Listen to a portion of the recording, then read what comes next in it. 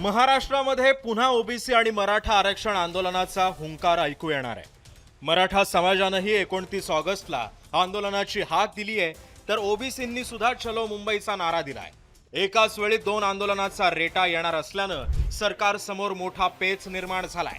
शिवसेनेच्या वेगवेगळ्या नेत्यांकडून मनोज जरांगे पाटील आणि लक्ष्मण हाकेंची समजूत काढण्याचा प्रयत्न सुरू झालाय। जरांगे पाटील यांची समजूत काढण्यासाठी अब्दुल सत्तार यांनी सुद्धा अंतरवालीमध्ये पायधूळ झाडली होती।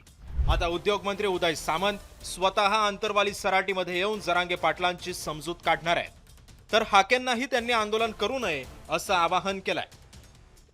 नक्की भेट घेणार आहे मी शिंदे साहेबांची उद्या बोलणार आहे। मी देखील मनोज जरांगे पाटलांची भेट घेणार आहे। लक्ष्मण हाके देखील काहीतरी आंदोलन करतायत हे देखील मला कळलेलं आहे, त्यांना देखील मी भेटेन। शेवटी महाराष्ट्र सरकारमध्ये काम करत असताना दोन समाजामध्ये कुठं जातीय भिंत उभं राहू नये ही जबाबदारी आमच्या सगळ्यांची सांघिक आहे, मंत्र्यांची। त्याच्यामुळे जे प्रयत्न जरांगे पाटलांना समजवण्यासाठी करायचे आहेत ते देखील करण्याचा मी प्रयत्न करेन आणि लक्ष्मण हाकेंना देखील समजवण्याचा प्रयत्न करायचा तो पण मी करेन।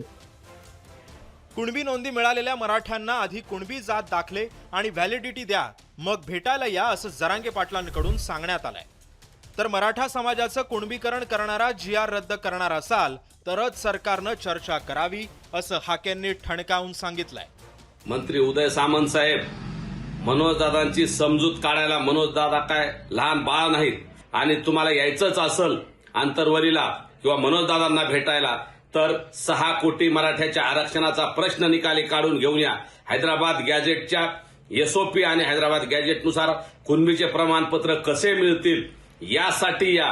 तसेच ज्या व्हॅलिडिटी आणि तुम्ही 4 प्रमाणपत्र रद्द केलेत ते रद्द केलेले प्रमाणपत्र पूर्ववत करून या। खरं तर मंत्री महोदयांना आमची हात जोडून विनंती आहे की तुम्ही 2 सप्टेंबरचा GR काढून 1 वर्ष पूर्ण होत आले, तुम्ही 2 सप्टेंबरचा GR रद्द करणार का?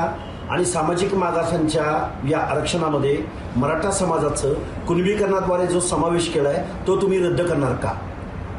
जर ह्या 2 आमच्या मागण्या पूर्ण करणार असाल तरच तुम्ही आमच्या भेटीला या, अन्यथा आमचं आरक्षणाचं झोपडं तुम्ही आज रोजी उद्ध्वस्त केलेलं आहे।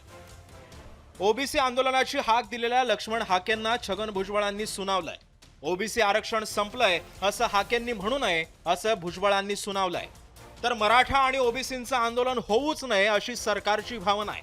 आता दोन्ही बाजूच्या आंदोलकांची सरकार कशी समजूत काढणार हे सुद्धा पाहावं लागणार आहे। ब्युरो रिपोर्ट, जय महाराष्ट्र, मुंबई।